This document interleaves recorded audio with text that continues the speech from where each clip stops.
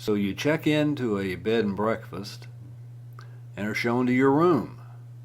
Your host explains that you will not only get breakfast, but also lunch, dinner, and snacks. And all food and drink will be served to you right there in your room.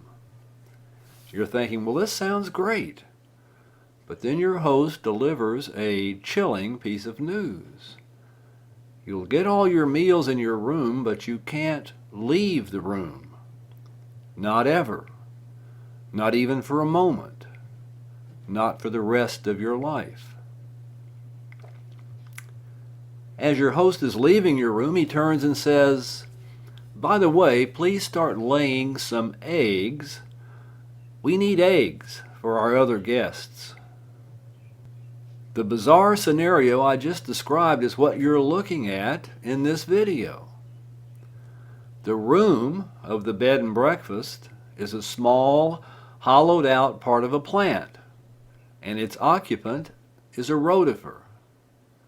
When I came across this scene, I was exploring a drop of pond water, and I noticed movement within what looked like a bud of some sort on this green alga plant. And then I saw what looked like eggs. Now, I was curious about the identity of the organism and puzzled about its location.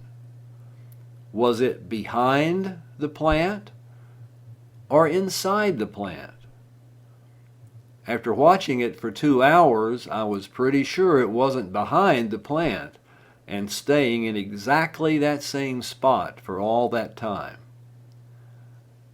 I made a short YouTube video and posted links to the video on several microscopy forums, hoping that someone would explain what I had been watching.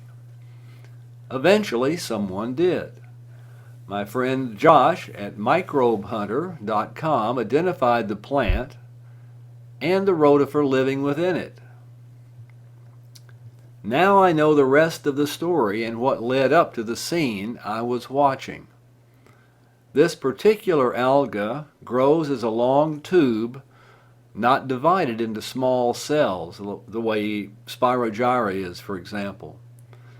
A young female rotifer works her way into the alga at a point where the cell wall has not fully developed. The alga then develops a flask-shaped gall around the rotifer.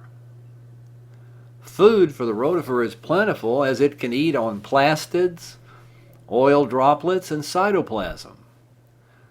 The inside of the gall is rich in nourishment, and the female can lay over 40 eggs before she dies. And if you're wondering how the baby rotifers get out once they hatch, well, I know they leave through an opening in the apex of the gall, the far end, away from the main tube of the plant. But I'm not sure how that opening is produced.